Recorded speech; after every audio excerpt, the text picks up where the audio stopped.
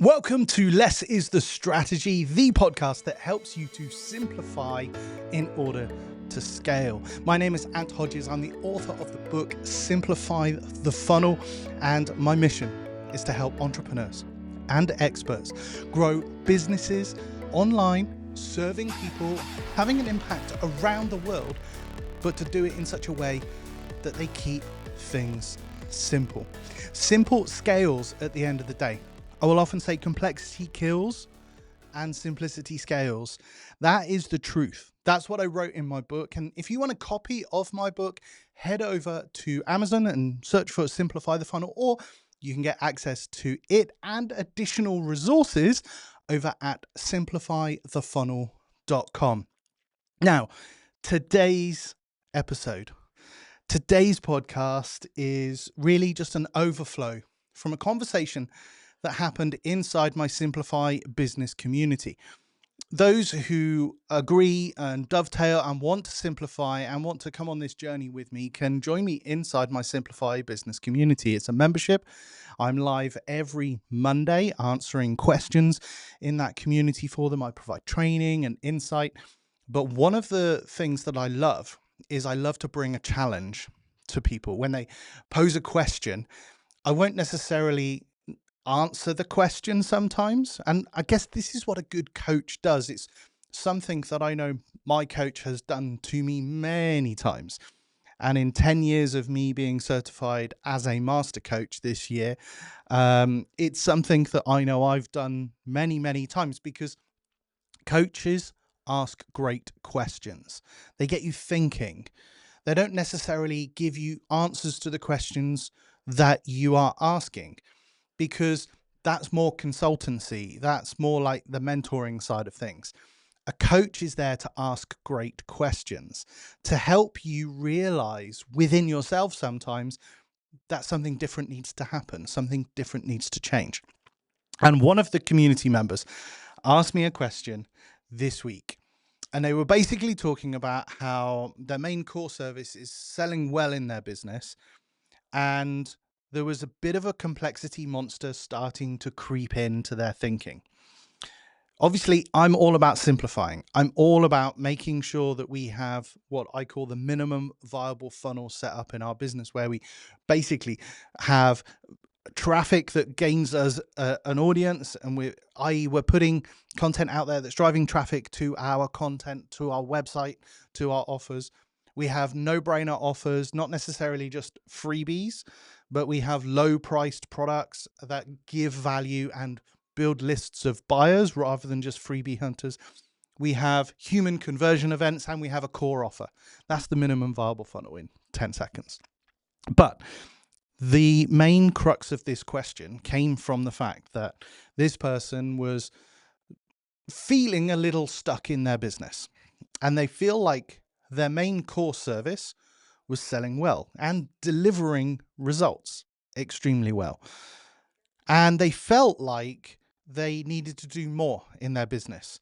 They felt like maybe another revenue stream could be there, or another offer could be there. And the question came, what else could I add to my offering? What else could I add to my business? And I asked the question, what's prompting you to think this way? And the answer came back, well, that's what everybody says. We need more revenue streams of income to create more revenue in the business. And I said, but who says that?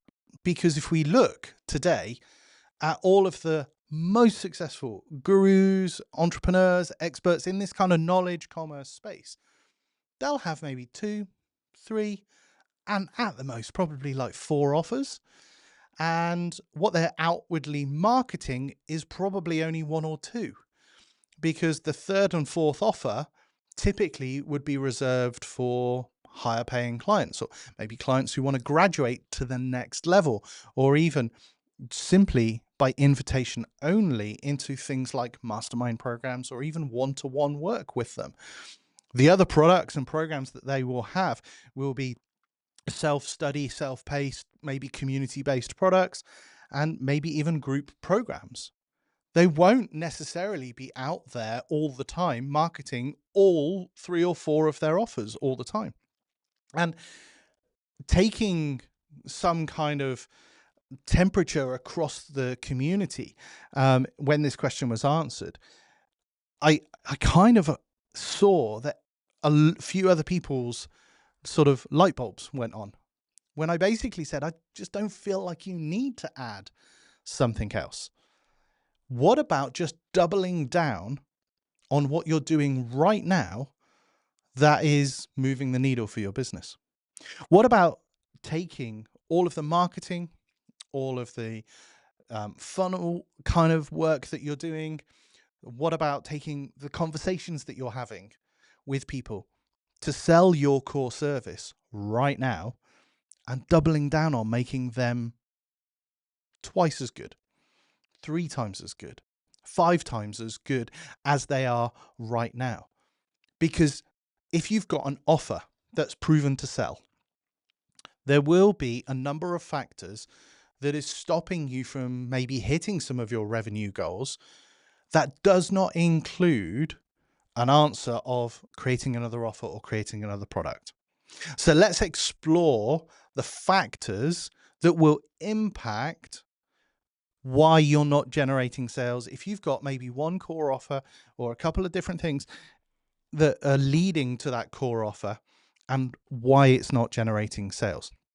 The first thing I'd say is that people who make more sales make more offers.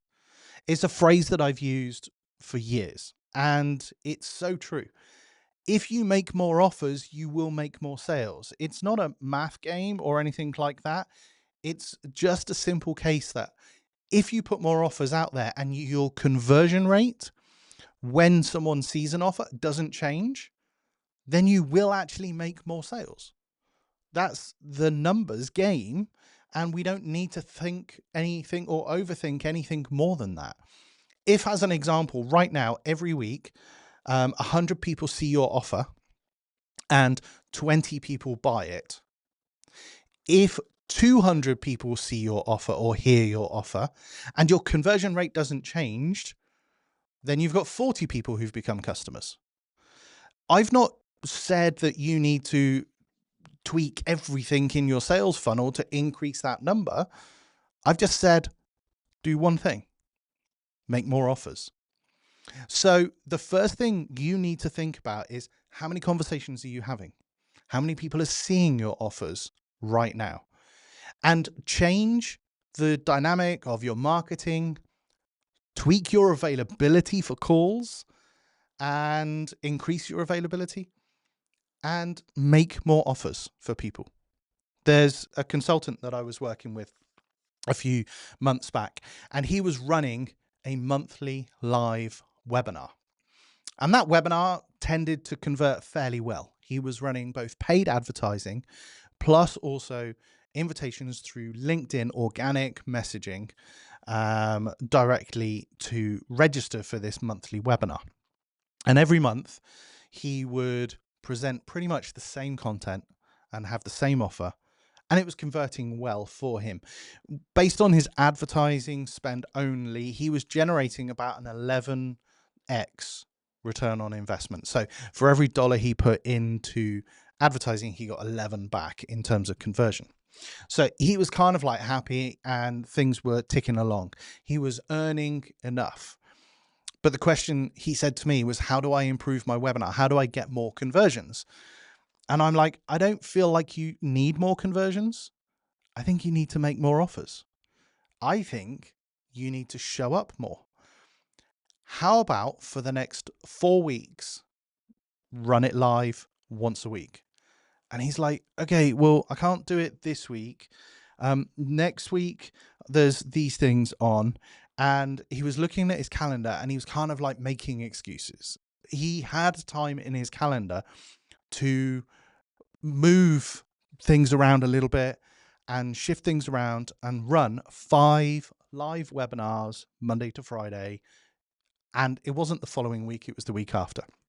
The times were tweaked slightly. We set up the registration page so that people could choose which webinar they wanted to attend. It was guaranteed that they were all live. that there would be no replay, so that people actually showed up live, all of those kind of things. And the advertising, because it was already working to drive people to the registration page and they were getting registrants every time. He switched the ads on for 2 weeks before. We just switched the ads on permanently for the month. That 11x ROAS that he was getting from advertising spend to sales went to 26 ROAS. And he onboarded so many more clients because what he did is he made himself more available and he made more offers in that month. The thing about like something like a webinar like this, how do I get my webinar to convert better? Sometimes it's simply not about changing the webinar. Simply this one thing was become more available, make more offers, run more webinars. And so the first thing, if you're stuck in a revenue trap right now and you're thinking, what else can I add to my business? Without adding complexity to your business, by adding a new product that you need to release and launch and start to market and educate to people about what it is and all of these kind of things, take an offer that's already converting right now and make more offers. Position it more frequently in front of more people. And that's the first thing.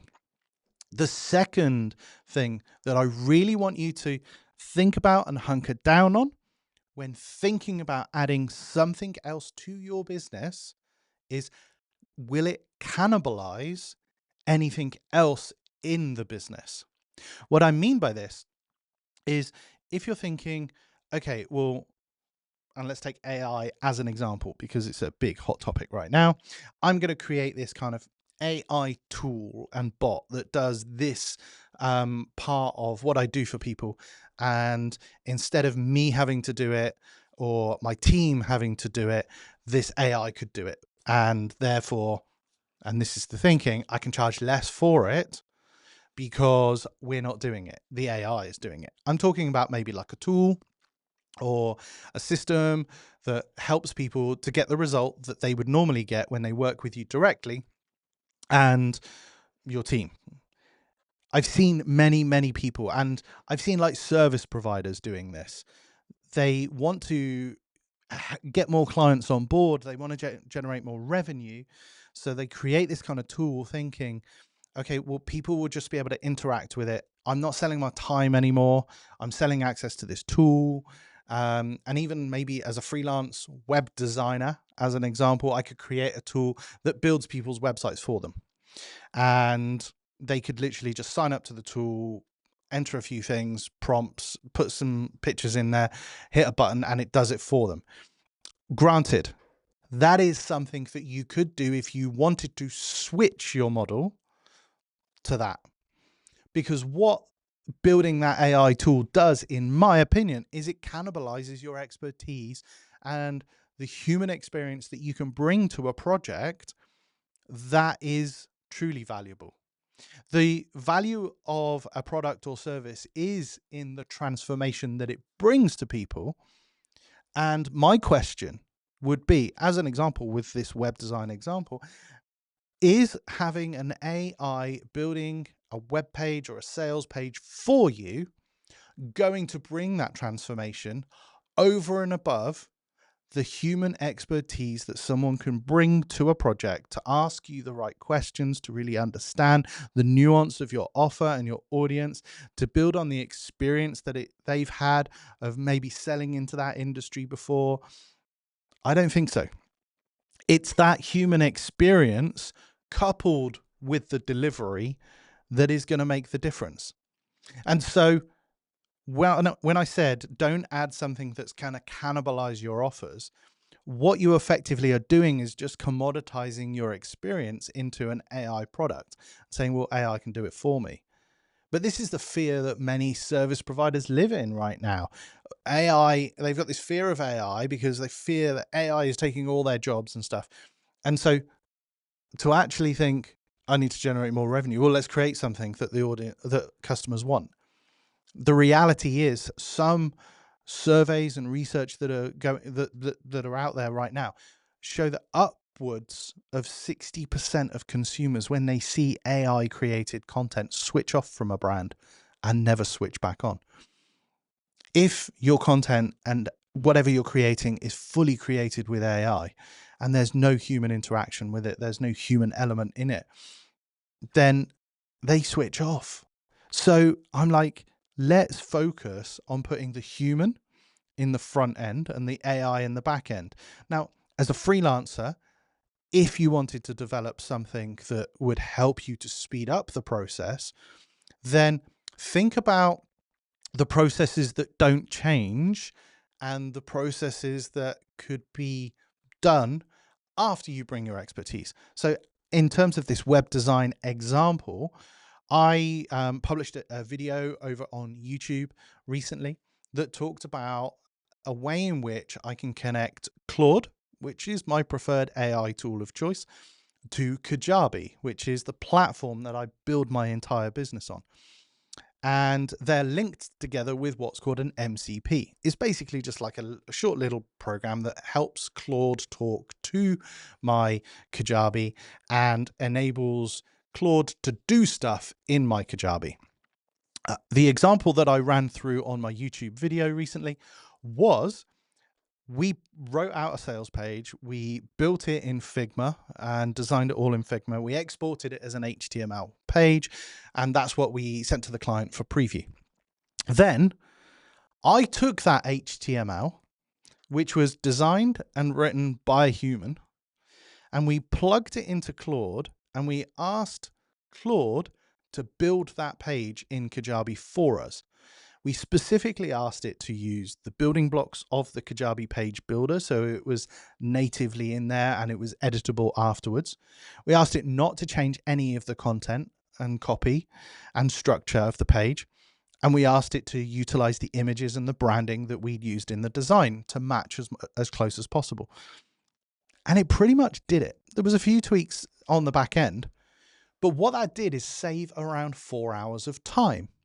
Now, as a website designer or a sales page builder, for instance, if you can save 4 hours, but you still charge the same amount because you're charging based on the result you're giving your client rather than on the number of hours that you're billing, that will help you to grow your business. It's not about creating something that's going to cannibalize the offer that you do. It's about thinking, I need to keep human in the front office. I need to put AI in the back office. What are the tasks as part of this process that I could bring AI into that will help me speed up the delivery without cannibalizing pricing or anything like that? And that's just one example of, utilizing web design for like sales page building that could help you to deliver an amazing service for your clients. The third thing that I want you to think about when you're thinking, what else can I add to my business to generate more revenue, but to actually take complexity out and keep things simple, is to actually say or ask yourself, how much human interaction am I having with my audience? Human interaction has proven, even in this age of AI, to convert into sales much better, much easier. You're actually having conversations with people. You're actually showing up as the real you. You haven't cloned yourself and created AI avatars and then scripted things and then asked it to start posting everywhere, because literally you're not going to be able to be everywhere all the time. So people are going to see that it's AI content. There's going to be things. I saw an AI avatar recently of someone, and he was sat there at his desk, and he had his hands in front of him, and literally his hands looked really odd, and I couldn't work out what it was. And basically, the way that his hands were, he had two thumbs on one of his hands that were just poking up, and I was just like, "This is what I'm talking about." The integrity of showing up as you is massively important in your marketing and in your communication and the way you interact with your audience, with your community, and with your people. And I want you to just audit your business. I want you to look at the touch points with your brand for your audience. And I want you to ask, am I showing up as humanly as I can in that moment? I'm not talking about having to have a physical conversation with every single person. There are ways in which you can show up in a human way that bypasses an AI bot or an avatar doing the job for you, which means that you'll make a stronger connection with your audience. For instance, on my own website, I had a button which was like a chat bot for inquiries. I changed that. I now have a WhatsApp button. If people click that, then they get one automated response that I manage through ManyChat. And that basically asks them, how can I help? Gives them some options. When that then comes through, it's triggered on my phone so that I can literally see the message and respond humanly. And 9 times out of 10, because it's on my phone, I actually respond by doing a selfie style video straight to them. And that selfie style video is literally just me recording a message back to them, calling them out by name, talking about what they wanted, and starting the conversation. I then may continue the conversation in text format, but it's not an AI avatar that's replying back to them. It is me.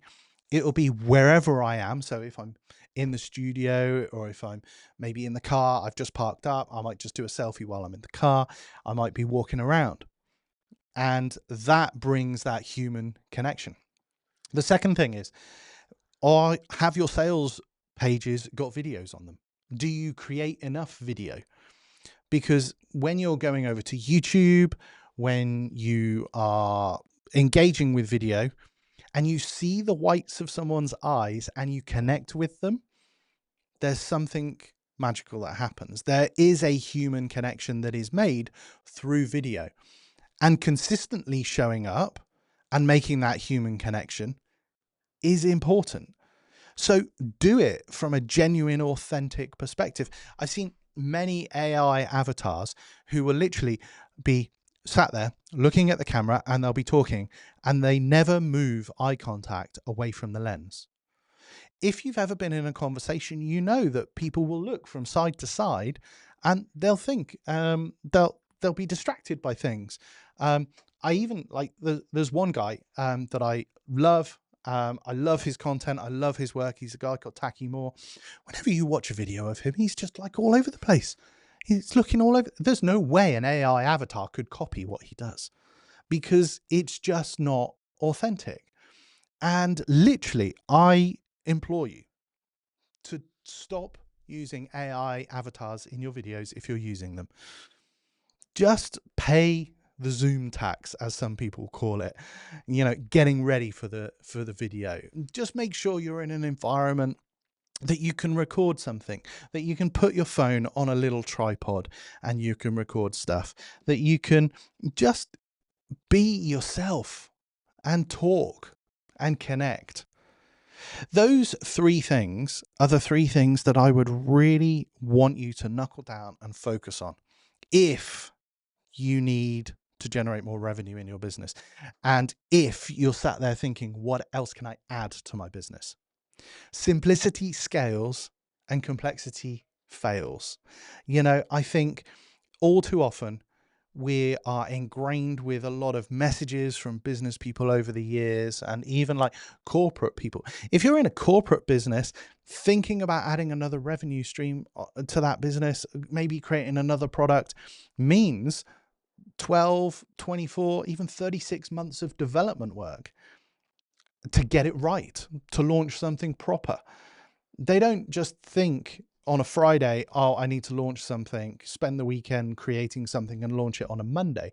They do the work properly, but it takes time to get something right like that.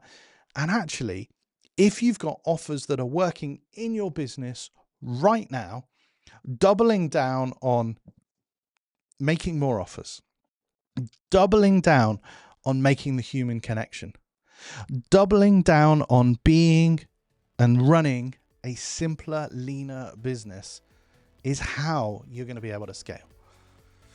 If you agree with me, if you don't agree with me, I'd love to know your thoughts. If you're watching this video on YouTube, then drop your comments and let me know your thoughts. My name is Hodges. This is Less is the Strategy, the podcast that will help you to simplify and scale your business. Please, if this message has resonated with you today and you think other people will appreciate this, please do share this episode with others. If you're in a community and somebody's been asking these questions that specifically talk about this, I want you to share it so that they avoid falling into that hustle and complexity trap that has been preached that we need to do. Simplicity is the way forward. Let's simplify and scale our businesses. I've been Hodges. I look forward to speaking with you on the next episode of Less is the Strategy.